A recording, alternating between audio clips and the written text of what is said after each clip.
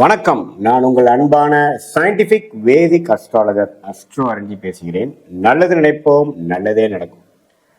தொடர்ந்து இந்த நம்ம வீடியோஸ்லாம் நீங்க பார்த்துட்டு இருப்பீங்க நம்புறேன். இந்த வீடியோவில் நம்ம என்ன பார்க்க போறோம்னா, சிம்ம ராசிக்காரர்களுக்கு எப்படி வரக்கூடிய ஆகஸ்ட் 2026 எத்தகைய ஒரு பலாபலன்கள் நிறைந்த ஒரு மாதமாக இருக்க போகுதுங்கிறத சயின்டிபிக் வேதிக் அஸ்ட்ராலஜி முறையில எதையும் மிகைப்படுத்தாமல் உள்ளது உள்ளவாறு ஒரு கிரகம் இப்படி இருக்கும் பொழுது அந்த ராசிக்கு எந்த தாக்கத்தை கொடுக்கிறாருங்கிறத இந்திய வேத ஜோதிட அடிப்படையில ஒரு ஒளி தத்துவ முறையாக அறிவியல் சார்ந்த முறையில நம்ம பார்க்க போறோம்.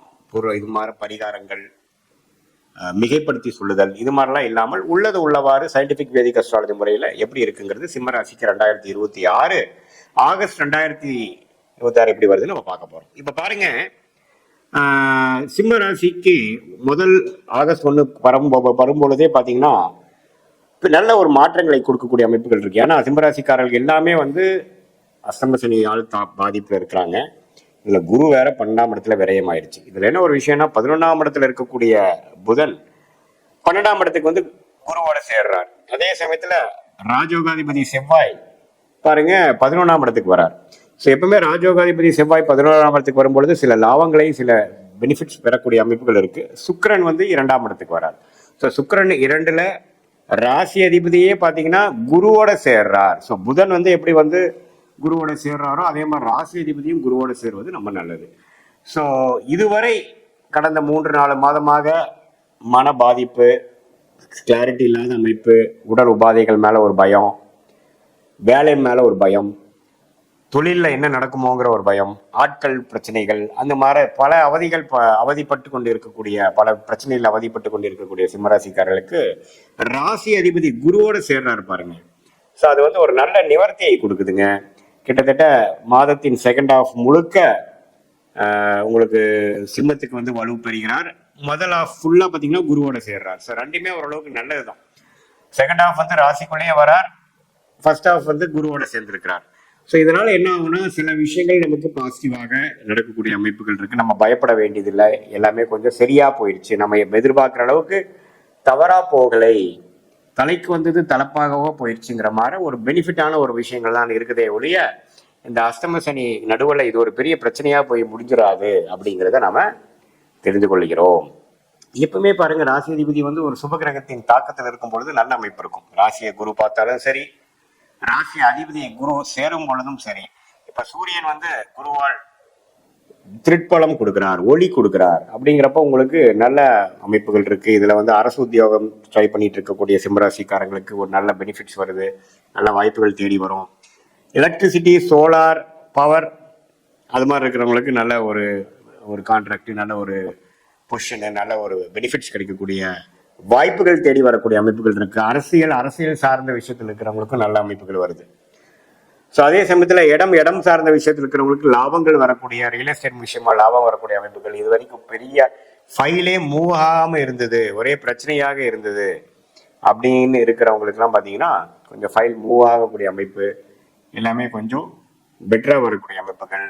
கொஞ்சம் சில காரியங்கள், நமக்கு 10 கதவு பிரச்சனையா இருக்குதுன்னா ஒரு 4 கதவு திறக்கிற மாதிரி, ஒரு 10 பிரச்சனை இருக்கும் பொழுது 4 பிரச்சனை முடிஞ்சிருச்ச மாதிரி ஒரு அமைப்பை கொடுக்கக்கூடிய ஒரு மாதமாக சிம்மராசிக்கு 2026 ஆகஸ்ட் மாதம் ஒரு நல்ல ஒரு மாற்றங்கள். இந்த அஷ்டமசனிங்கிற ஒரு பிரச்சனைக்குரிய ஒரு டைம்ல ஹெல்த்து, சீனியர் சிட்டிசன்ஸ்லாம் பார்த்தீங்கன்னா நம்ம ஹெல்த்தில் பிரச்சனை பயப்படுறாங்க. மாணவர் செல்வங்கள் சிரத்தையா படிக்க முடியல, வீட்டில் ஒரே சண்டை சச்சரவு, சோம்பேறித்தனம், அதே மாதிரி விஷயங்கள் போய்கொண்டிருக்கிறது. அதே மாதிரி இப்போ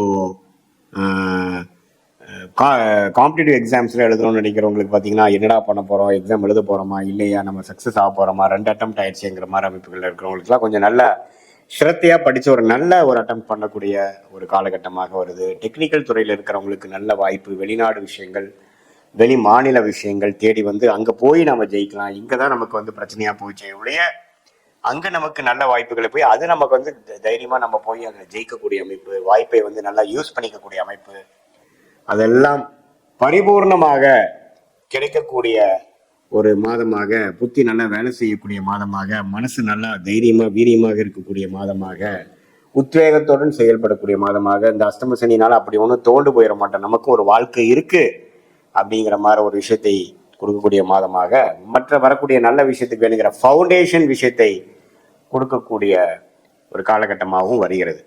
ஸோ அதனால சனி வந்து 8ல் இருக்கிறது ஒன்று தான் நெகட்டிவே ஒழிய, மற்றபடி 2ஆம் இடத்துல சுக்கிரன் இருக்கிறது நல்லது. ஆனால் சனி பார்வை செவ்வாய் பார்வை சுக்கிரன் வர்றதுனால இந்த பெண்கள் விஷயத்துல, வண்டி வாகன விஷயத்துல கொஞ்சம் கேர்ஃபுல்லா இருங்க. பணம் கொடுக்குற டைம்ல வந்து கரெக்டாக கொடுக்குறோமா, எது கொடுக்குறோம், கரெக்டாக ரசீத் வாங்கிட்டோமா, என்ன ஏது அப்படிங்கிற விஷயங்கள்லாம் கொஞ்சம் கேர்ஃபுல்லாக நீங்கள் பண்ணணும்.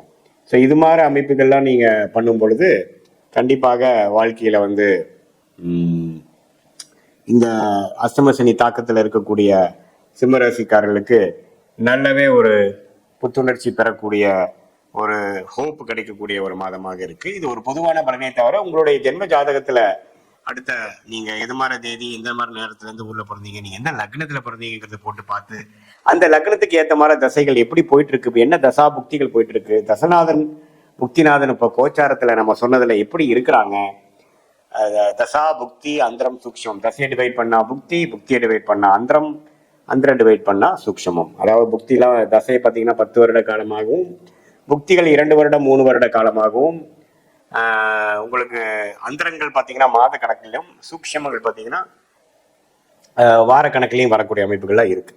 ஸோ இப்படி இருக்கும் பொழுது நம்ம நல்லாவே வந்து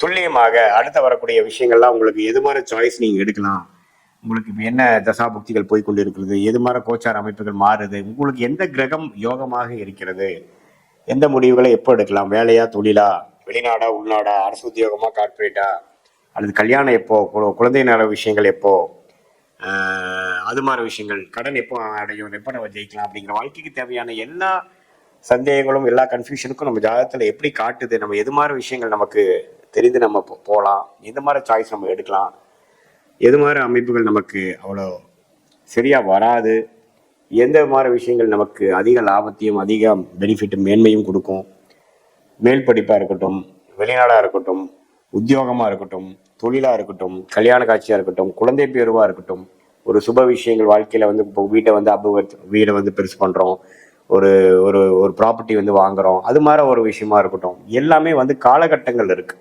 நமக்கு எந்த நேரத்தில் வந்து நம்ம சக்ஸஸ் ஆக முடியும், எப்போ நமக்கு அந்த பணம் சேரும், எப்போ நம்ம வந்து அது வேணுங்கிற முயற்சிகள் திருவினையாக்குங்கிறதுலாம் சயின்டிஃபிக் வேதிக் அஸ்ட்ராலஜி முறையில் நம்ம தெளிவாக பார்த்து அதுக்கு தகுந்த மாதிரி வாழ்க்கை முடிவுகளை எடுத்து அந்தந்த நேரத்தில் அதை செய்யும் பொழுது எளிதில் வாழ்க்கையில் வெற்றி பெற முடியும் என்று சொல்ல விரும்புகிறேன். மீண்டும் மற்றொரு காணொலியில் சந்திப்போம். நன்றி, வணக்கம்.